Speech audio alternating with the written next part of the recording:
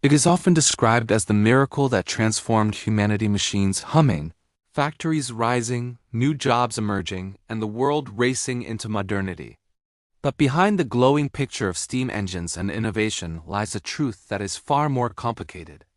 The Industrial Revolution didn't just create progress, it created pain, exploitation, and a level of human suffering that modern generations rarely imagine. This is the darker face of the revolution that changed the world. The story begins in the late 1700s, when Britain was shifting from small-scale hand production to mechanized manufacturing.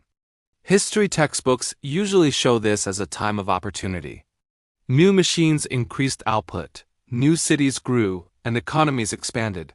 But what they often ignore is the price paid by millions of men, women, and children who became fuel for the very machines they operated. At the heart of this revolution stood the factory system. Before this period, most people worked in open fields or small workshops. Families worked together, surrounded by sunlight and fresh air. But with the arrival of the steam engine, everything changed. Factories needed workers, and they needed them for long hours, 7 days a week. And so began one of the worst chapters of modern labor history.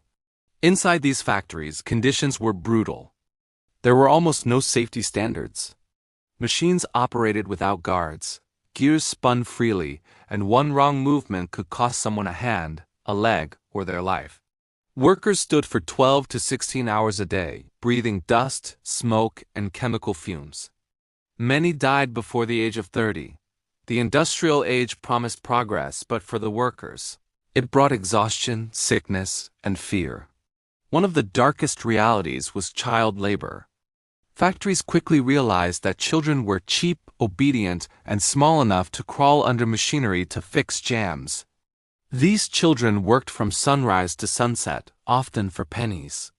Some were as young as 4 or 5 years old. Many were orphans, sold to factory owners in exchange for basic food and shelter. Their tiny hands made them ideal for threading cotton, pulling coal carts, or cleaning dangerous machine parts while the gears still moved.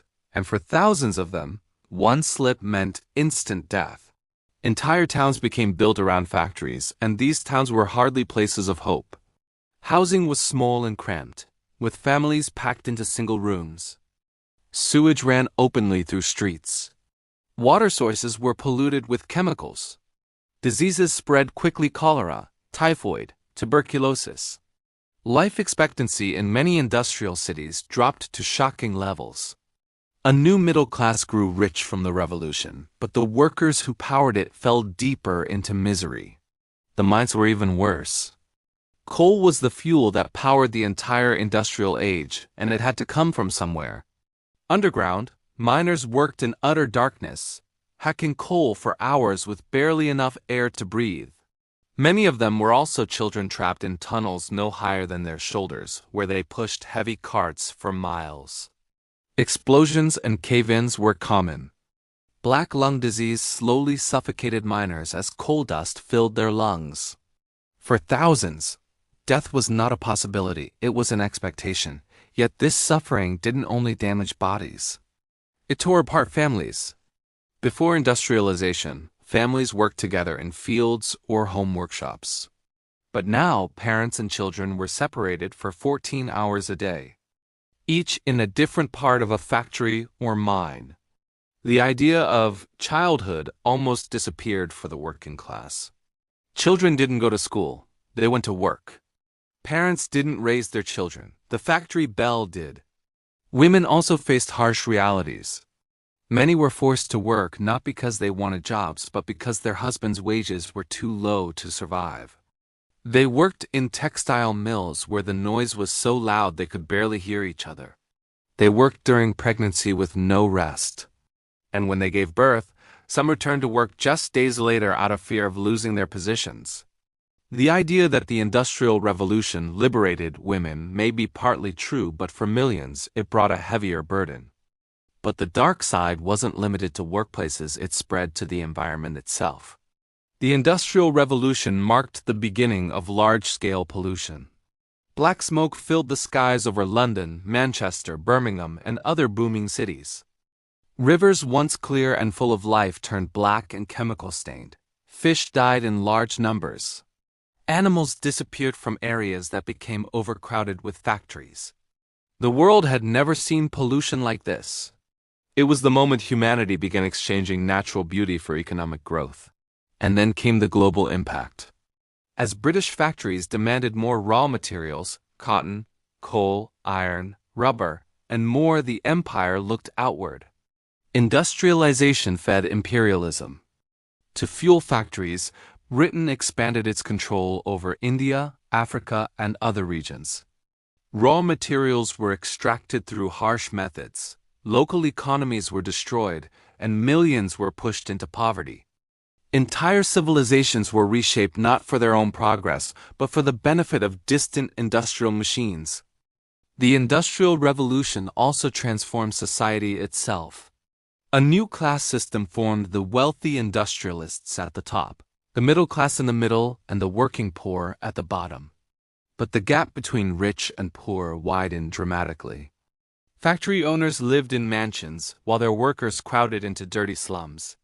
The revolution promised upward mobility, but for most people, it delivered exploitation instead. And yet, during this period of suffering, a strange thing happened.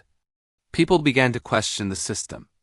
Writers, activists, and early social reformers started documenting the horrors of factory life. Journalists secretly entered mines and mills, describing what they saw in heartbreaking detail. Philosophers like Karl Marx observed how the new industrial economy created inequality on an unprecedented scale. His writings would later influence political movements, revolutions, and the modern debate about capitalism itself. But for ordinary workers, change was slow. In the early stages, they had no rights, no minimum wage, no safety regulations, no unions, no political power. If they protested or demanded better conditions, they could be fired, beaten, or even arrested. Some workers destroyed machines, believing the machines themselves were the enemy. These groups, known as Luddites, became symbols of resistance, although history often misrepresents them. They weren't against technology. They were against the way technology was being used to destroy their lives. Slowly, over decades, pressure built. Workers united. Strikes began. Public anger grew. And eventually, governments were forced to act. Child labor laws were introduced. Working hours were reduced. Safety standards improved. Schools expanded. Trade unions gained power. Step by step, the darkness began to lift, but only after millions had suffered through the harshest years of the industrial age. This is the hidden truth behind the Industrial Revolution. It was not simply an age of innovation and progress.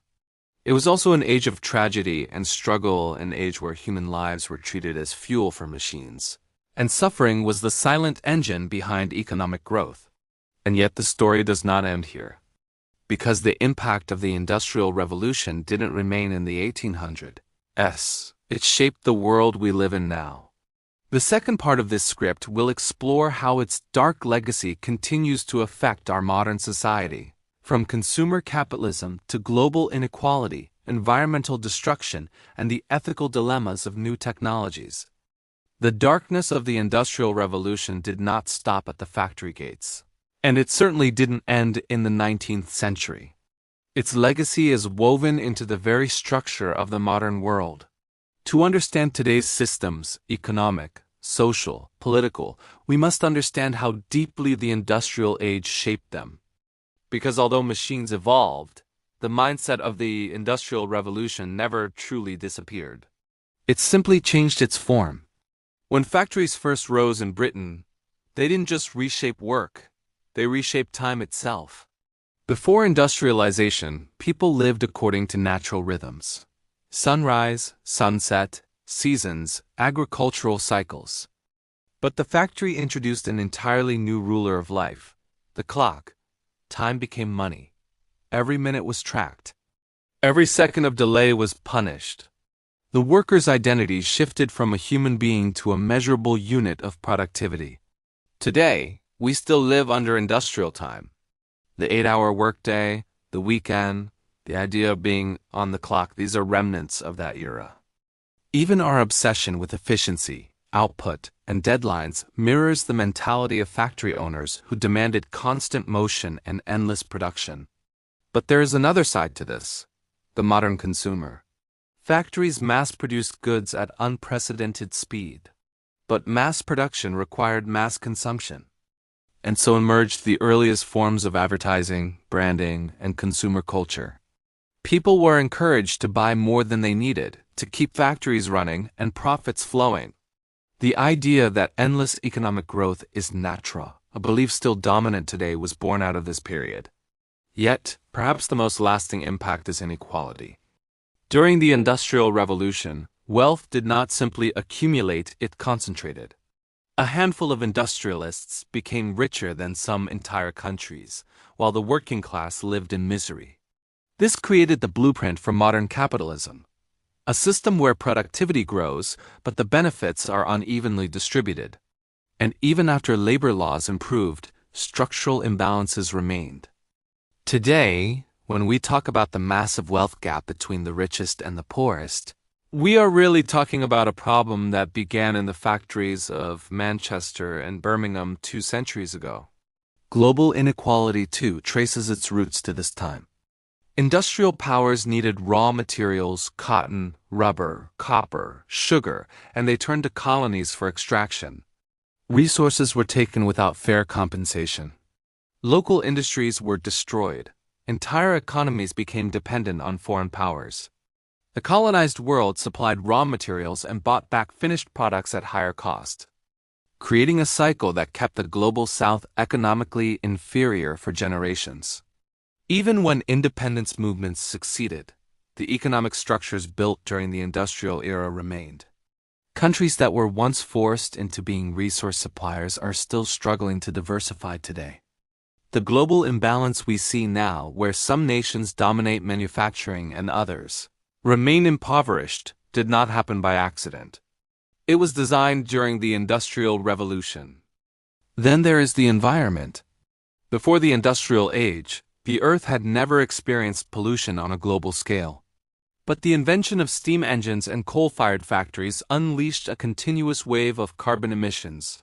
Forests were cut down to clear land for factories and mines.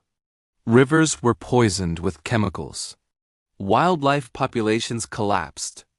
For the first time in human history, the atmosphere itself changed. The Industrial Revolution didn't just create pollution.